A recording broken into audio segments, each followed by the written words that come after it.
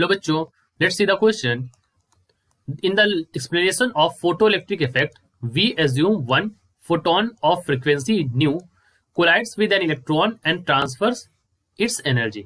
तो photoelectric effect में हम ऐसा देखते हैं कि फोटोन है जिसकी फ्रीक्वेंसी न्यू है, ये इलेक्ट्रॉन से कोलाइड होता है और अपनी एनर्जी इलेक्ट्रॉन को ट्रांसफर करता है. ये फोटोइलेक्ट्रिक इफेक्ट का कॉन्सेप्ट है. And this leads to the equation for the maximum energy that is E max is of the emitted electron as.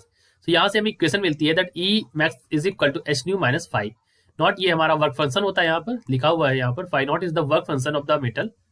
So if an electron absorbs two photons each of energy nu, what will be the maximum energy of the emitted electron. इन्होंने कहा है यहाँ पर कि अगर एक electron दो photon को एब्जॉर्ब कर ले, राइट, सो और सबकी दोनों की एनर्जी क्या है, फोटॉन्स की न्यू है, सॉरी फ्रीक्वेंसी न्यू है. So what will be the maximum energy of the emitted electron? So what would be the energy, right? ये हमसे part first of the question में कहा गया है. और दूसरे पार्ट में कहा गया है why is this fact that two photon absorption not taken into consideration in our discussion of the stopping potential, right?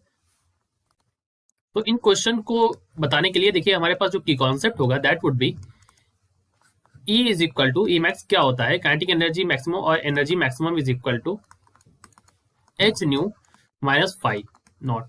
ये हमें दे रखा है लेकिन हमें इसका मतलब पता होना चाहिए. देखिए जो एनर्जी होती है, वो जो एनर्जी होती है that energy is H new यानी कि फोटोन की एनर्जी, और इसमें हम माइनस कर देते हैं वर्क फंक्शन. वर्क फंक्शन मतलब the energy required to eject electron, मतलब इतनी तो हमें चाहिए ही energy, this is the required energy to eject electron. अगर इससे कम हुई, यानी अगर वर्क फंक्शन से कम एनर्जी हुई, तो ये हमारा क्या हो जाएगा, यहाँ पर इजेक्शन ऑफ इलेक्ट्रॉन पॉसिबल नहीं होगा, राइट.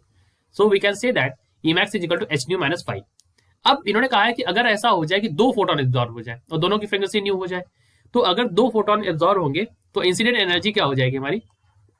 सो इंसिडेंट एनर्जी, ये मैं बात कर रहा हूं दो फोटोन के केस के लिए. सो इंसिडेंट एनर्जी हो जाएगी यहां पर हमारी 2h न्यू, क्योंकि दो फोटोन है.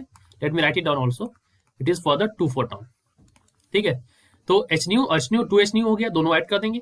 सो हमारी जो अब एनर्जी बन जाएगी that energy will be, we can write that therefore it becomes E max is equal to 2h nu minus 5 not. ये हमारी एनर्जी बन जाएगी. सो यही हमसे पूछा गया था, what will be the maximum energy. So maximum energy हमारी ये बन जाएगी. सो ये पार्ट फर्स्ट के लिए हमारा हो गया आंसर, राइट. अब हम मूव करते हैं सेकंड पार्ट में. सेकंड पार्ट में कहा है इन्होंने कि why is this fact two photon absorption is not taken into consideration in our discussion of stopping potential. So हम टू फोटोन एब्जॉर्प्शन के बारे में बात क्यों नहीं करते हैं, राइट, कि देखिए टू फोटोन एब्जॉर्प्शन के बारे में बात इसलिए नहीं करते हैं. The reason is that, let me write it down also over here, ये सेकंड का आंसर है यहाँ पर, कि देखिए प्रोबेबिलिटी जो है उसकी, so we can say that probability of absorbing two photons by same electron is very low.